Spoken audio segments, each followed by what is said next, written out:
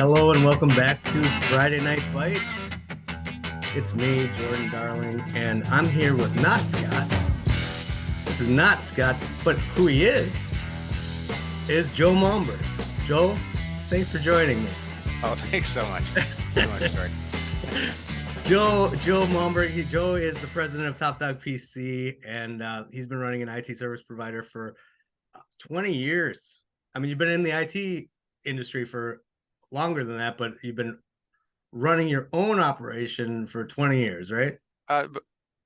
18, 19, something like that, but we don't have to. I think it's almost It's pretty 20. I think close it's enough. almost 20. We'll round up. Yeah. I think we're ready Round to up. have a 20-year celebration. Mhm. Yeah.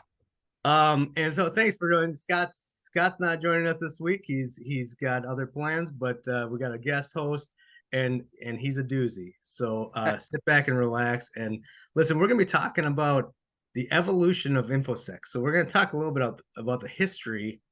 And Joe's got the experience. You know, he's seen some things. You've seen some things, right? I've seen a couple things. Yeah. Yeah. One or two. Yeah, for sure. And so it'll be fun. You know, I think this will be a good understanding of where the industry has come from, what it's gone through, and where we are today. And I'm hoping that there's some little nuggets for every small business and just the average guy. You know, we're here about the average guy.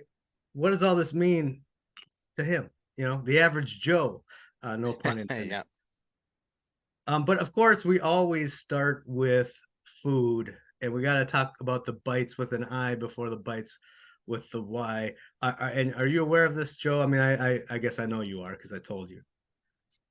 I see that in the stills that, and in the video that there's always a picture of a restaurant in the promo, and yeah, this is part of it. So Yeah, yeah, because I've come prepared. I've come prepared. yeah, all right. So we're talking about good local eateries. We're in the Twin Cities, and there's some great places to eat. And so if you're ever here, you might want to check some of these places out. And I'm going to start first, and then we'll let Joe see what he's got to share with us. I'm gonna share the screen here quick, and we're gonna talk about my one. Oh, this place has sentimental value to me. All right.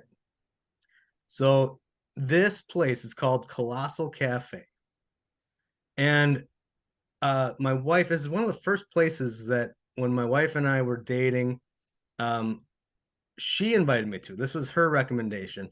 I wasn't super like in the know about like the local downtown, you know, eating scene. But she was living down here, and she introduced me to this, and it was delicious. So we went there for breakfast, and now I've gone a couple times. Uh, and yes, like every time I go, it's nostalgic. So there is that part of it, but it is also just freaking delicious. And I haven't gone there for things other than breakfast, so I can't really speak to everything. So I might have to go back and try some other things on their menu, but I can speak to breakfast, and I'm a breakfast man. Like breakfast is my jam, and they jammed it. And here's the thing. So they got omelets. So I went with omelet. They got all these like interesting things: chicken, bacon, pesto, and smoked Gouda. Look at the spinach mushroom provolone. They've also got these burrito bowls, Korean beef. They've got these breakfast sandwiches. I love breakfast sandwiches. I mean, and these breakfast plates. And I don't know. I mean, breakfast is just a great meal to me. Like there's a lot of things about it, and I loved it 100%. I mean, look at this: sage pork and bison.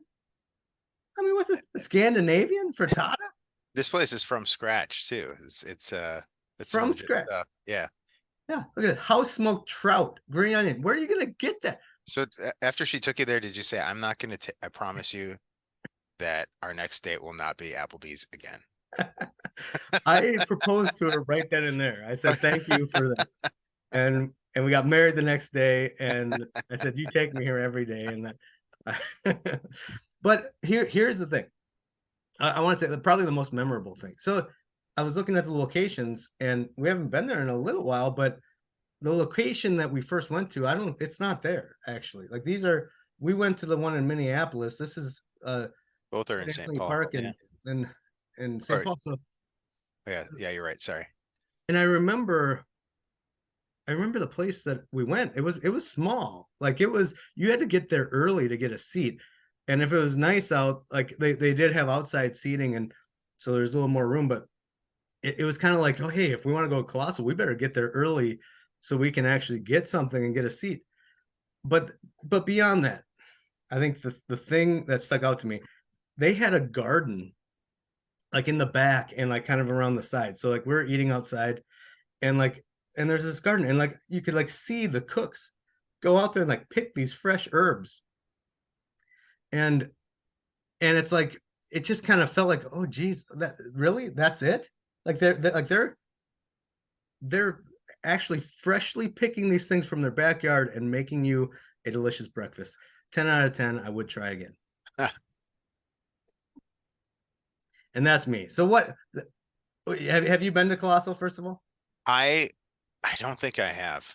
I have my neighbor has been everywhere in town. He grew up here and he has, and I think that they're really well known for their breakfast, but I think that they also have a great lunch as well too. And I believe their pastries are supposed to be pretty good too. So No. haven't made it myself. I heard it's awesome. Try it out. I What's just heard it from your someone. what's your choice? My choice today, there are a lot of different places I love, but my favorite place that I will always continue to recommend is Tongue in Cheek in St. Mm, Paul. It's close to our office. yeah. They've been around for wow, boy, I want to say 5 or 6 years, but I'm wrong because I know that they've been around since before my kids were born. So they've been Yeah. around for over 10 years. And the head chef Leonard Anderson started it with his wife and a coworker. He used to Leonard was head chef at W. Frost for years, and he elevates bar food. Like you read about elevated bar food, but he does some really cool stuff. You can see their drinks; they look pretty magnificent. That little thing on the left there, that is what they call their East Fried Pride. It's from their taster menu.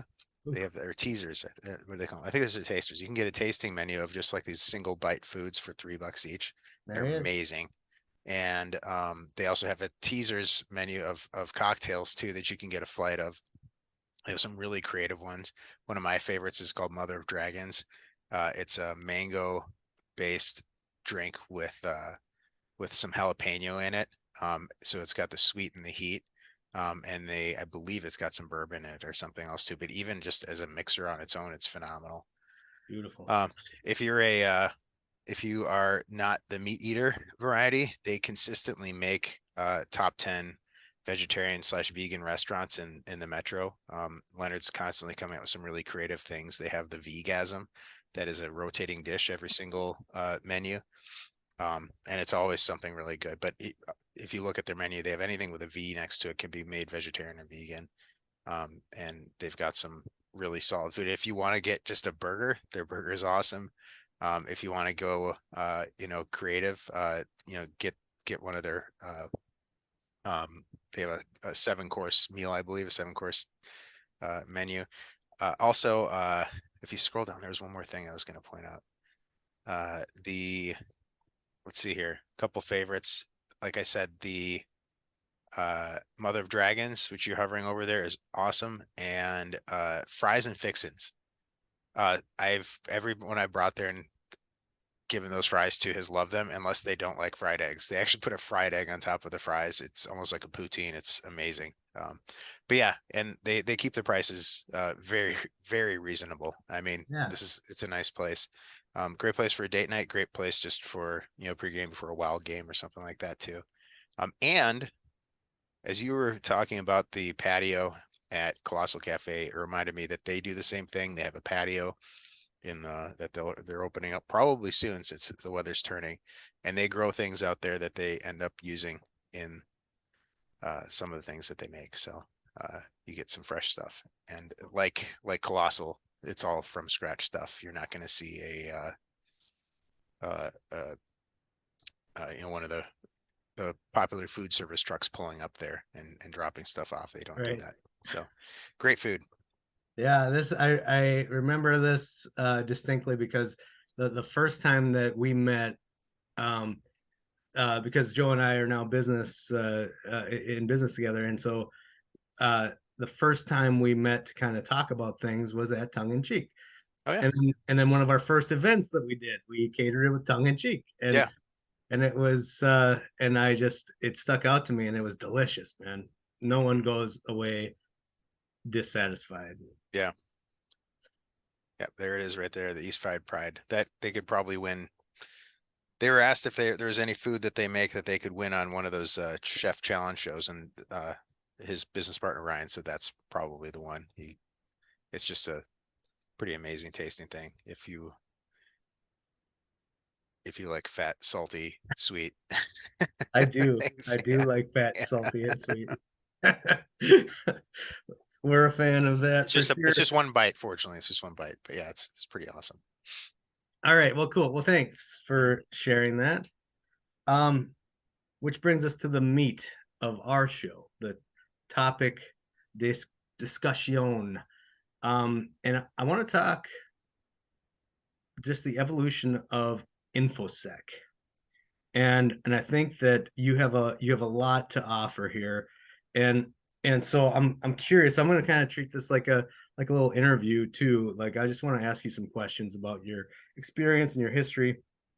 Um and we'll see how it applies to the everyday business, the everyday person, and just make some comments on it. So, you ready for this?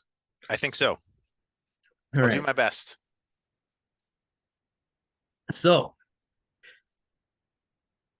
so you've been in business for okay, arguably 20 years. I think it's almost 20. I think it's going to be 20 here. I've been in the industry for over 20 years. For over 20 years. I've had my own business for just under 20, but yeah, I've been So in. before you started your business, what were you doing? I had two different jobs in like specifically in IT. What the first one, I was really fortunate to work in a organization that was making like cryptography hardware. It really kind of bizarre for that time, but it was kind of the end of the dot-com boom. And I had a personal friend who launched this company, and he had the kind of the street cred that he was able to draw some pretty serious, like internationally known security talent to this organization. And I was fortunate that I was able to be part of that. Probably the most well-known person in that organization was Peter Gutman, Dr. Peter Gutman now. You Hmm. can look him up online. You can see all the amazing stuff that he's accomplished in his life. I think the first time that I saw his name outside of work was when I was using a disk wiping application, and the most like extreme method for like wiping it like 50 plus times, might even more than that, was called the Gutman method, and it was named after him. So he's had a ton of stuff on Slashdot. He's amazing cryptographer, and he is the person behind the cryptography library cryptlib. So very well known in the open source community. Cool dude, super smart. And I was really fortunate to just kind of be a fly on the wall fresh out of college working for that organization. Oh yeah, it's so Yeah. special. Yeah. Yeah.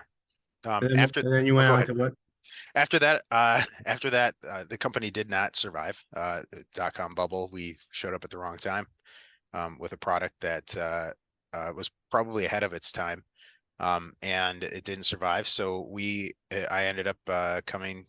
This is out California. I came back to Minnesota and started working at a community bank, and I did everything there, and that kind of lit the fire of IT support for me professionally. I hadn't really been doing it up till that time. I'd been very strong with computers, but not. Um, I wasn't the guy. I was the guy for my friends. I wasn't the guy for at work until then. Yeah, and when you get Um, thrown into something like that, I mean, yeah, you have to kind of figure it out, and you just got to move fast, learn things quick, yeah, and yeah, yeah. It was an amazing learning opportunity. You know, I think that it gave me it provided a lot of the troubleshooting mindset, or built my troubleshooting mindset. Just the fact that there really wasn't anyone else to go to if there was something that wasn't working. I had to figure it out, and I think that's the case for a lot of the people of my generation. Really wasn't Alta Vista was where we were looking for things back then. Google was just kind of getting started. Um, but Yeah, it was a different world. We were talking Windows NT 4, Windows 2000 had just come out. We were doing some upgrades to that, but moving from Windows 98 to Windows 2000 on the desktops, it was a different world, and it was a bank. It was a bank, so banks had regulations, and they actually had to deal with security. So that was my first like real exposure to information security in a business environment that Okay, so was so applicable, beyond what I'd done with the crypto company. okay, yeah, yeah. So you're in this industry. This was what year was this about? Early 2000s, so like 2001, I think. Okay, Yeah. early 2000s. You're figuring it out. But you're in an industry where things are regulated and security should be a big concern. What did cybersecurity look like to you with that? Uh, it was an interesting evolution. When I first got there, we were working with an outsourced IT provider. We had a firewall. No one was really remoting in to do anything, but except for them. And You weren't really hosting a whole lot there locally either. Uh, that shifted. The bank got bigger. They started hosting things out of necessity, because there really wasn't the whole concept of, we will host this for you as the vendor. We're going to sell this to you, and you're going to have to host it for yourself. We'll host your internet banking, but everything else, your check imaging and your core banking product, you're going to have to host that yourselves, and we're going to sell Right. you the hardware and the software and the support and everything. And when you do that, suddenly there's a lot more regulation, um, and there are required uh, uh, audits that you have to undergo, both from like the physical security side, which I wasn't really involved in as much, and the digital security side, which I was.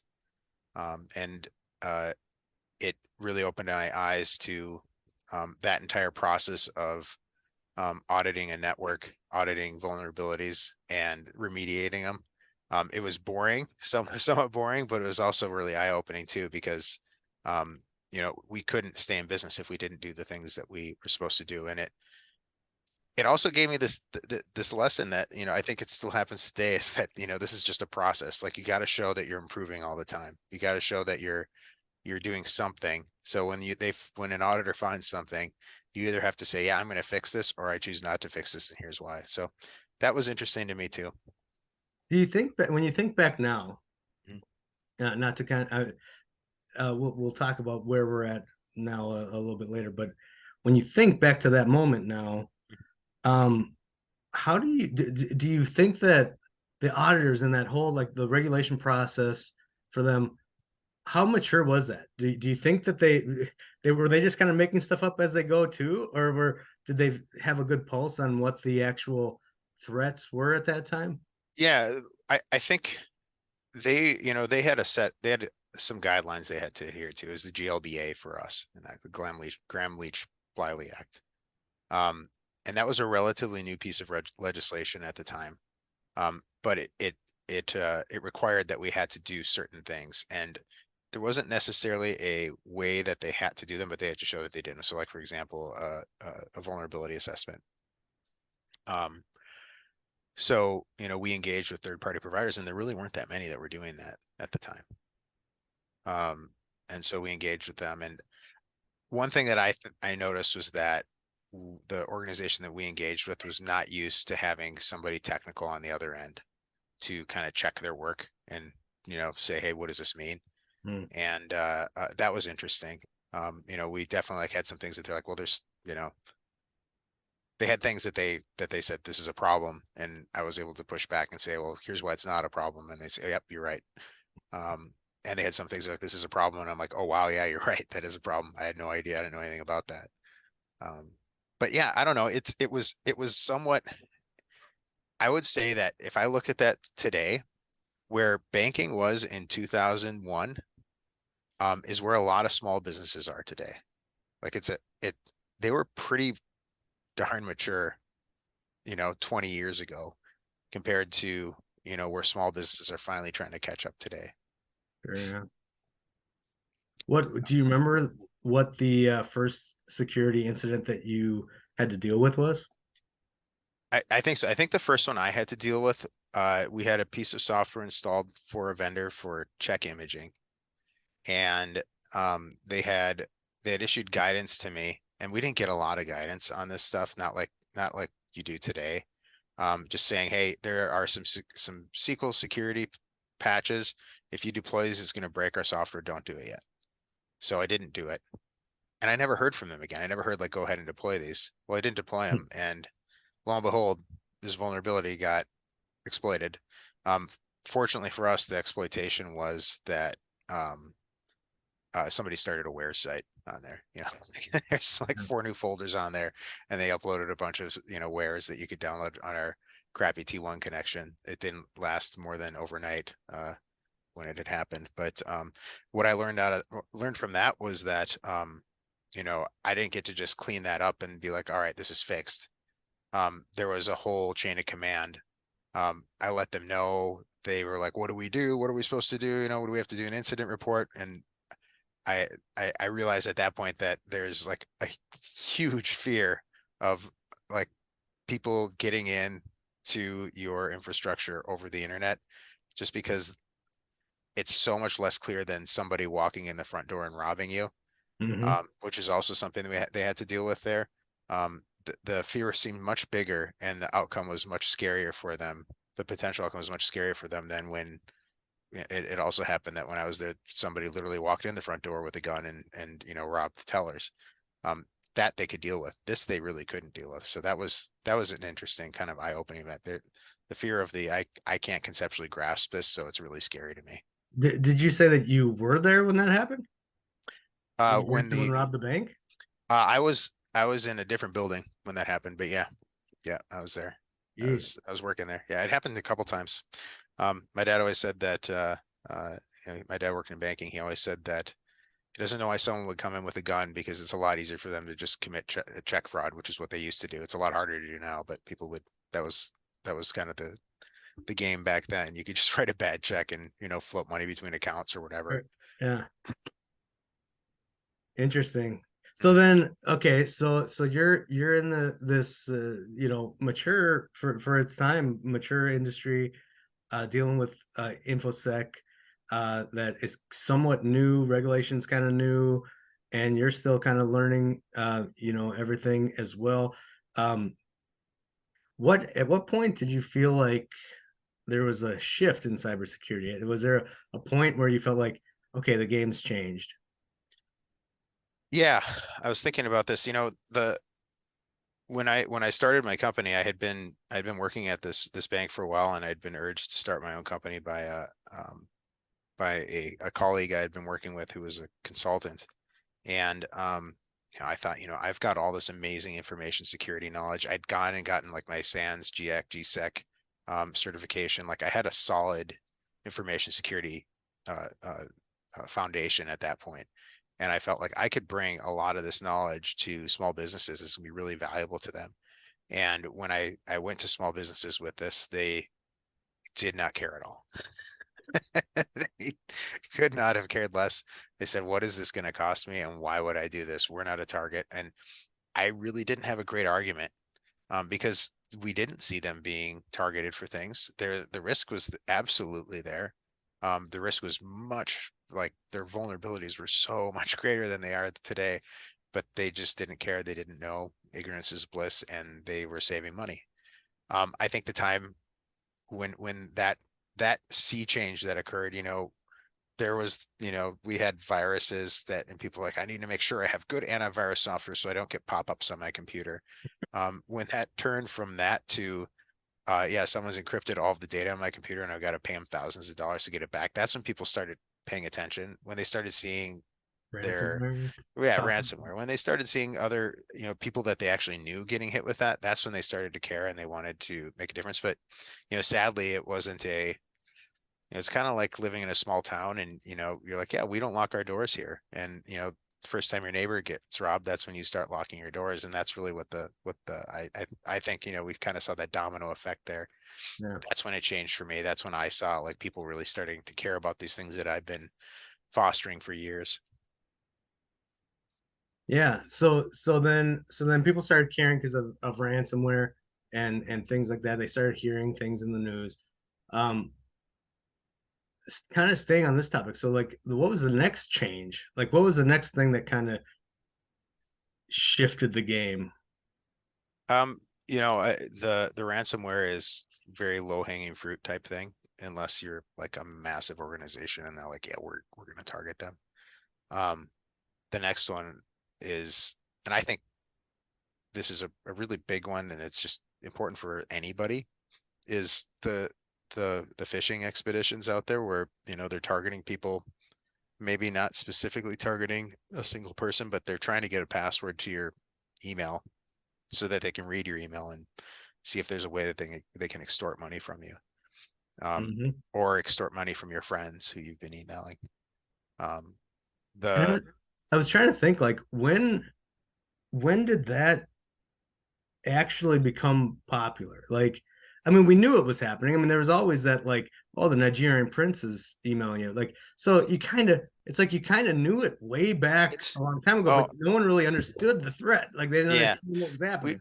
we were, when it's interesting because back when I was working at the bank, we had people who would come in who were getting extorted over email.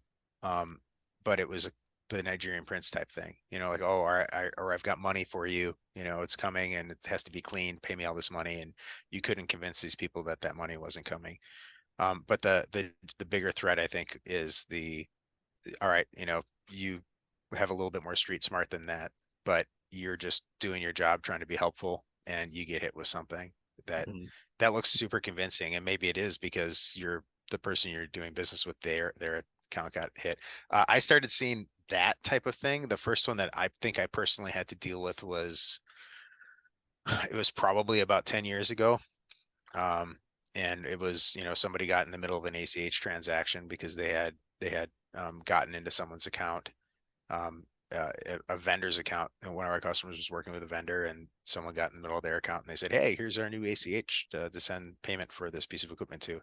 And this is where, all those controls that we had been talking about in the banking world came into effect, because the bank was mature enough to recognize that this was potentially a scam, so they stopped it before it happened. But the people at the organization, they had no idea. They weren't equipped. It was a new thing for them. So Mhm. that's and that, honestly, like, one of the things that we do now is we're trying to train people who are sitting in front of the computer to look out for these threats. And some of the stuff that we see with training is like, it's super obvious, right? Things are misspelled. Kindly please send me this money. That's a really common adverb. Very Kindly do this. polite, yeah. Yeah, yeah. And I'm like, no one I know says that. But that, like, they're getting better, right? They're getting better. So like, just knowing, like, having your antenna up all the time, it's gonna, I think I'm really interested to see how we continue to do business over email, in the next 10 years, Mhm. especially with things like Chat GPT coming out and making it really easy for a scammer to create a really convincing email to send to Great point. a Yeah. victim. Yeah. You don't even have to know English well. You just need to No, ask the right prompt to chat GTP and it'll yeah, GPT and you'll get it. yeah. Yeah, that's interesting. That'll be an interesting topic for the future here. I also remember like I remember one of the first things I feel like I kind of got duped on. I like nothing really came of it. I don't think, I guess. Uh but I remember back when I was early in running my MSP and I got an email basically saying like, hey, I'd like to order like 100 PCs. Can you do this? And I remember like going, actually, I think it was even weirder than that. I think it was like hard drives, uh, Oh, like 250 hard drives. And I'm just like, oh, dude. And I was like doing the math, and it's like I'm struggling to make the business kind of grow. And I'm like, oh, dude, that's it. I could even give them a discount and I'd still, make, Mhm. a decent amount of profit on this. And I was like, this is awesome. How did this happen? It fell into my lap. Yeah. And of course it wasn't. I mean, I don't exactly know what their game was, but I think I did reply to them. Yeah. Like asked a question, and I don't think they even replied back, Yeah. but but I I remember think, kind of thinking like, okay, that wasn't real. yeah, Like, they send it, I think that they send you a check that will clear initially and then will not clear. But you'll have sent the product by then. yeah. So they get the product and then they resell it and get their money. I think that's how that scam works. But they play with your emotions, man, and that's Mhm. still a part of it today. They're smarter now, but it's that emotion. So it's like you said, like having that antenna. That's just kind of like, this is weird. Mhm. Like did I just hit the jackpot? No, you didn't. You didn't hit the jackpot. Yeah. Uh, you need to lean into that feeling. I got a really nice one today. I have I buy Ace Hardware is a place that I shop. It's kind of a preferred hardware store for me. There's a really great one right by our office. It's family owned. They do an awesome job. They're really good people there. And I got a survey from Ace today, and I was like, oh wow, what is this? And they said if you answer this, you could be entered in to win this DeWalt power station. I'm like, well, that's not something I like really want, but you know what? I'll help out Ace and I'll fill out this survey. And it was like the easiest survey I've ever had to fill out. And it hadn't even, I think they did ask for an email address, but my email address is out there. And then it's like, you've won. I click on, I'm like, this URL, it looks really fishy. It doesn't have Ace Hardware in it anywhere. Um, and I got to the end of it and it was, you just have to pay for shipping. I'm like, okay, here's where this is coming in. There's where Here's it's going. here's where they're collecting this. And then I looked back and I'm like, oh, the unsubscribe link is going to like this random Azure web page. This is totally a scam. But yeah, they got me to start with. And you know what? It was because I was doing it on my phone. I couldn't really see all of that additional information super easily. So Great point. That it is harder to detect that stuff on a phone. yeah, When you're on your computer, you can hover over those things a lot easier. You can kind of see the whole picture, and the mhm, phone makes it harder. it does. Yeah, I worry for our kids who are doing everything on their phone and clicking everything that they see. All right, so and we kind of have maybe already touched on this a bit, but my final question to you is, what does cybersecurity look like to you now? Like what's the landscape? What's kind of your thought of where we are? Maybe some best thoughts on what to how to approach it. Um, I think that what I was saying with the person behind the computer being the thing. We have, in our company, we've got all these products that we sell to people that really they do harden their environment. They make a big difference for hardening it. They make it so that, you know, with no interaction from your end users, it's going to be very challenging for an intruder um, to cause issues, and exfiltrate data or whatever it is they're going to do on your network. But the the human piece is really where I think a lot of this is centered. A lot of the threats are centered around people. New vulnerabilities will come out all the time, sure, but we're going to just we're doing a pretty good job of staying on top of those. It's really hard to harden a person, um, and because we want as humans want to be helpful. So I think that the future of cybersecurity rests with every single one of us. And if I were to give a piece of advice to somebody, it's that you should have your antenna up. If it's too good to, if it looks too good to be true, it probably is. And if something seems a little fishy uh, in an email, it's break the chain of the email. Call them up on that phone number that that you have for them, and find out if this is legit.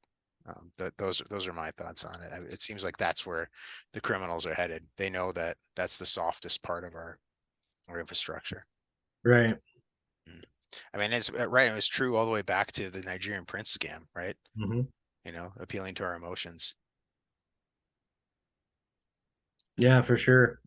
Yeah, and so training, and it seems like there's plenty of people that realize that, there's a lot of opportunity to train yourself. There's a lot of free training. There's a lot of training that your company will provide to you. We've got services that we provide that give training to every end user.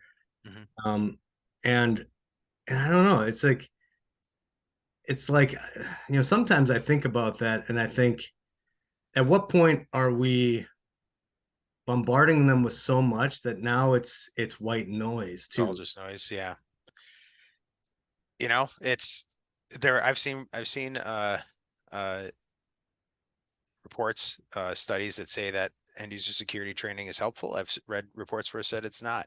Um, and I think that it's just, there's a barrage of information out there, but I can't, it's got to be better than doing nothing. End user Yeah. security training it opens people's eyes to something that they may have not known was a threat before. And beyond that, uh, just, you know, knowing that there are people out there who are preying on our goodwill. Um, we almost need to look at every email that we get as a potential panhandler. you know, for better or worse. There may be people out there who legitimately need your help, and there are people out there who are just straight up trying to scam you. Yeah. I also think that looking to our future, like our future generations, I do see the younger generations seeming to be a little bit more savvy about security. Mhm. I think there's still work to do. I mean, they're also pretty loosey goosey too. Like there's a lot at their fingertips, but but I feel like they're aware. I feel like Mhm. it's starting to become more just kind of common knowledge with them that, yeah, security is a thing, I think that a lot of them have friends who were victims already. Yeah, Uh, we talked to somebody today. We interviewed somebody today who was a victim as a kid, who had his right. account wiped out. I'm sure that if you take a poll of your kids who are going to school, of friends who are gamers, they probably have a friend who had their Steam or PlayStation or Xbox account stolen from them or hacked. And Um, you there's know, not a better teacher than actually yeah, being the victim, right? Like you yeah, come out of yeah, that different. yeah, yeah.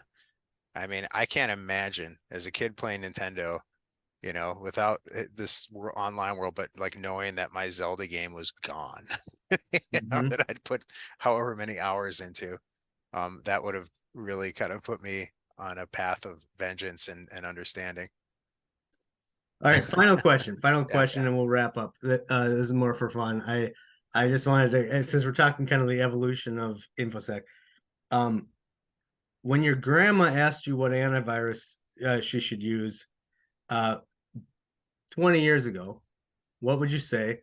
And what would you tell her today? This is for the average guy, yeah, the average person. yeah, Yeah, what do I do? I got a yeah. new computer from, Amazon. What am I supposed to do to secure it? Well, 20 years ago, I would have told my grandma, you have an email only device. Don't worry about viruses. That's how she communicated with me. She had it looked like a word processor. It just read emails.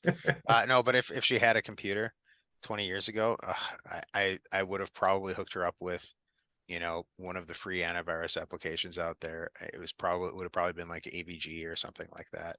Because they Yeah, have a I pretty good, remember I remember telling a lot of people like AVG free. There yeah, you go. How about that? yeah. But If you don't want I to do spend any, remember being at least kind of savvy enough to kind of be like, yeah, the paid version is probably better. Mhm. You Yeah, I think I told people, get yourself a copy of Symantec. It works pretty well. Um, now you can buy a computer out of the box. It's got Defender on it. Defender gets great ratings. right. If you're talking AV, don't like turn off, don't make yourself an admin. You're probably not going to know how to do that. So just follow the wizards when you set the machine up. It's going to set you up the right way.